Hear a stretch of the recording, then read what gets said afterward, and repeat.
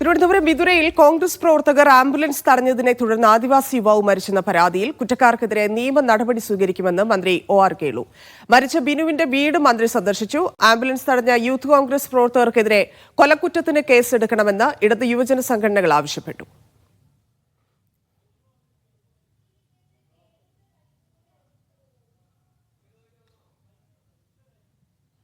ഡോക്ടർമാർ തീരുമാനിച്ച് രോഗിയെ ആംബുലൻസിലേക്ക് കയറ്റുന്ന സന്ദർഭത്തിൽ കോൺഗ്രസിന്റെയും യൂത്ത് കോൺഗ്രസിന്റെയും ഒരുപറ്റം ആളുകൾ ആംബുലൻസ് തടഞ്ഞു വെച്ചുകൊണ്ട് ഒരു സമരം അവിടെ നടത്തിയിരിക്കുകയാണ്. അരമണിക്കൂറിലധികം ആ രോഗിയെ കൊണ്ട് ആംബുലൻസ് പുറപ്പെടാൻ വൈകിയ ഒരു സംഭവമുണ്ടായി. അതിൻ്റെ ഭാഗമായിട്ട് ബിനു എന്ന് പറയുന്ന ആദിവാസി യുവാവ് അതിദാരുണമായി മരണപ്പെട്ടിരിക്കുകയാണ്. ഡോക്ടർമാർ പറഞ്ഞത് ഒരു 10 മിനിറ്റ് മുന്നെയെങ്കിലും എത്തിച്ചിട്ടുണ്ടെങ്കിൽ ഉറപ്പായും ഈ രോഗിയുടെ ജീവൻ രക്ഷിക്കാമായിരുന്നു എന്നാണ്. ഈ പാവപ്പെട്ട ആദിവാസി യുവാവിൻ്റെ മരണത്തിന് ഉത്തരവാദിയായിട്ടുള്ള കോൺഗ്രസ് നേതാക്കന്മാരുടെ പേരിൽ കൊലക്കുറ്റത്തിന് കേസെടുക്കണം എന്നാണ് ഡിവൈഎഫ്ഐക്ക് അഭ്യർത്ഥിക്കുവാനുള്ളത്.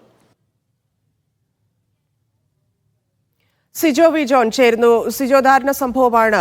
കോൺഗ്രസുകാർ തടഞ്ഞതുകൊണ്ട് ആംബുലൻസിലുണ്ടായിരുന്ന ആൾ മരണപ്പെടുക എന്ന് പറയുന്നത് വലിയ ബുദ്ധിമുട്ടുണ്ടാക്കുന്ന കാര്യം കൂടിയാണ്. സർക്കാർ എന്ത് നടപടിയിലേക്ക് കടന്നു?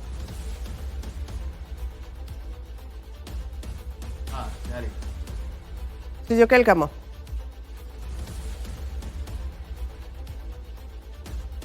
ബന്ധുക്കൾ പോലീസില് പരാതി നൽകുന്നുണ്ട്. ഈ പരാതിയുടെ അടിസ്ഥാനത്തിൽ ലഭിക്കുകയാണെങ്കിൽ അന്വേഷണം നടത്തുമെന്നാണ് പോലീസ് വ്യക്തമാക്കിയിരിക്കുന്നത്. എന്തായാലും ഇതിനെക്കുറിച്ച് വിശദമായി ഇത്തരത്തിലൊരു ആരോപണം ഉയരുന്ന സാഹചര്യത്തിൽ വിശദമായി പരിശോധിക്കാൻ വേണ്ടി തന്നെ ആരോഗ്യവകുപ്പ് ഉൾപ്പെടെ തീരുമാനിച്ചിട്ടുണ്ടെന്നാണ് നമുക്ക് ലഭ്യമാകുന്ന വിവരം. അതായത് യൂത്ത് കോൺഗ്രസ് പ്രവർത്തകരും ഈ ആരോപണത്തെ പൂർണ്ണമായും തള്ളുകയാണ്. കാരണം അത്തരത്തിലുള്ള സമരം അവിടെ സംഘടിപ്പിച്ചുവെന്ന് അവർ പറയുന്നുണ്ട്. പക്ഷെ ആ ആംബുലൻസ് എത്തുന്ന സമയത്ത് അവര് കൂടി ചേർന്നാണ് ഈ രോഗിയെ ആംബുലൻസിലേക്ക് കയറ്റി വിട്ടത് എന്നുള്ളതാണ് പറയുന്നത്. ആ ദൃശ്യങ്ങളിൽ ഉൾപ്പെടെ ആംബുലൻസിലേക്ക് കയറ്റുന്നതിൽ ഒരാള് യൂത്ത് കോൺഗ്രസ് പ്രവർത്തകനാണ് എന്നുള്ളതാണ് അവർ പറയുന്നത്. ഇനി തങ്ങൾ എന്തിനാണ് ഇത്തരത്തിലൊരു ഗുരുതരാവസ്ഥയുള്ള രോഗിയെ തടയുന്നത് എന്നുള്ളൊരു കാര്യമാണ് അവർ പറയുകയും ചെയ്യുന്നത്. എന്തായാലും ഈ സംഭവവുമായി ബന്ധപ്പെട്ട് വലിയ രീതിയിലുള്ള വിമർശനങ്ങൾ ഉയരുകയും ചെയ്യുന്നുണ്ട്. കൊലക്കുറ്റത്തിന് ഉൾപ്പെടെ ഈ സമരം നടത്തിയ ആളുകൾക്കെതിരെ കേസെടുക്കണമെന്നൊരു ആവശ്യമാണ് ഡിവൈഎഫ്ഐ മുന്നോട്ട് വെക്കുന്നത്. അല്പസമയം മുമ്പാണ് മന്ത്രി കേളു ഇവരുടെ മരിച്ച വ്യക്തിയുടെ വീട്ടിലെത്തി അവർ കുടുംബാംഗങ്ങളെ സന്ദർശിച്ചത്. അദ്ദേഹവും ഈ കാര്യത്തിൽ നിയമപരമായ നടപടി എടുക്കണം, ഈ കുറ്റക്കാർക്കെതിരെ കർശനമായ നടപടി എടുക്കണം എന്ന ആവശ്യം ഉന്നയിക്കുന്നുണ്ട്. എന്തായാലും അന്വേഷണത്തിന് ശേഷം പോലീസിന്റെ ഒക്കെ ഉൾപ്പെടെ അന്വേഷണത്തിന് ശേഷം മറ്റു തുടർ നടപടികളിലേക്ക് പോകാൻ വേണ്ടിയിട്ടാണ് തീരുമാനം. ഈ ബിനുവിന്റെ ബന്ധുക്കളുടെ പരാതി ഏതൊക്കെയാണ്? അതായത് താലൂക്ക് ആശുപത്രിയിൽ എത്തുന്നു, മെഡിക്കൽ കോളേജിലേക്ക് മാറ്റുമ്പോഴാണ് ഈ തടഞ്ഞുവെക്കൽ ഉണ്ടായതെന്ന് മനസ്സിലാക്കുന്നു. അവരാവശ്യപ്പെട്ടിരുന്നില്ലേ മാറാൻ? ഇത്തരത്തിൽ സീരിയസ് ആയിട്ടുള്ള ഒരു കേസാണെന്നൊന്നും പറഞ്ഞിരുന്നില്ലേ ഈ പ്രവർത്തകരോട്? അവര് കുടുംബാംഗങ്ങൾ പറയുന്നത് ഏകദേശം ഒരു 20 മിനിറ്റോളം ആംബുലൻസ് തടഞ്ഞിട്ടു എന്നാണ്. കാരണം ആസിഡ് കഴിച്ചിട്ടാണ് ബിനുവിനെ ആശുപത്രിയിൽ പ്രവേശിപ്പിക്കുന്നത്. അവിടെ വിതുരയിലെ ആശുപത്രിയിൽ എത്തിച്ച ഉടനെ തന്നെ ഡോക്ടർ പറയുന്നു വളരെ വേഗത്തിൽ തന്നെ മെഡിക്കൽ കോളേജിലേക്ക് കൊണ്ടുപോവുക എന്നുള്ളതാണ് പറയുന്നത്. അങ്ങനെയാണ് അവിടെ നിന്നുള്ള ഒരു ആംബുലൻസിൽ പോകാൻ ശ്രമിക്കുന്നത്. പക്ഷേ യൂത്ത് കോൺഗ്രസുകാരുടെ യൂത്ത് കോൺഗ്രസുകാർ കൂടി പങ്കെടുത്ത സമരം സംഘടിപ്പിച്ചത് കോൺഗ്രസുകാരാണ്. യൂത്ത് കോൺഗ്രസ് പ്രവർത്തകർ കൂടി ഉണ്ടായിരുന്നു. ആ ആശുപത്രിയുടെ ശോചനീയാവസ്ഥയെക്കുറിച്ച് ആ ദൃശ്യത്തിൽ തന്നെയായിരുന്നു സമരം. കാരണം അത് വളരെ കാലപ്പഴക്കം ചെന്ന ഒരു ആംബുലൻസ് ആണ് അവിടെയുള്ളത്. അതിന്റെ ടയർ പോലും ഉപയോഗിക്കാൻ പാടില്ലാത്ത, വാഹനം റോഡിൽ ഇറക്കാൻ പറ്റില്ലാത്ത രീതിയിലുള്ള സാഹചര്യം ഉണ്ടായിരുന്നത്.